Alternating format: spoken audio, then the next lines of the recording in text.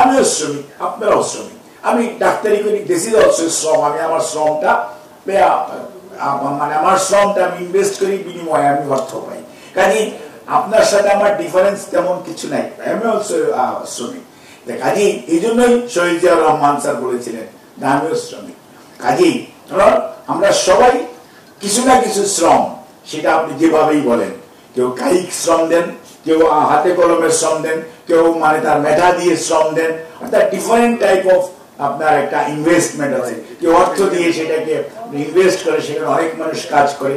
So এই যে একটি অবস্থা, এখান থেকে যদি আপনি সত্যিকার অর্থে একটি মানে সুশাসন চান এবং একটি উন্নত রাষ্ট্র চান, তাহলে এই দেশে টপ টু বটম সব মানুষের তার জীবনের, তার বেঁচে থাকার, তার আশ্রয়ে, তার খাওয়া পড়ার, তার কাপড় চোপড়ে, তার চিকিৎসা যদি আপনি ন্যূনতম ব্যবস্থা না করতে পারেন, তাহলে সেই মানুষ কিন্তু আশ্বস্ত হবে না, সেই মানুষ কিন্তু মনোযোগী হবে না, এবং সেই মানুষ কিন্তু কাজের প্রতি ততটুকু আগ্রহী থাকবে না।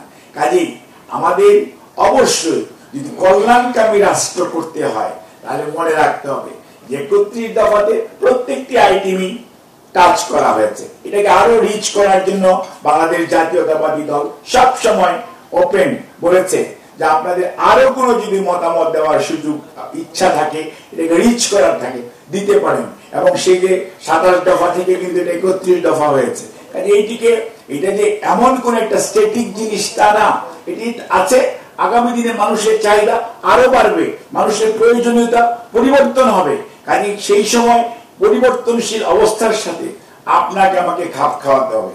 কাজে মনে রাখতে হবে, আজকে যারা আপনারা কথা বলছেন যে অধিকারের কথা, ইয়েস, সংগঠিত হওয়ার কথা এবং সংগঠন করার কথা, মত প্রকাশের কথা আপনার সংবিধান আপনাকে পারমিট করে।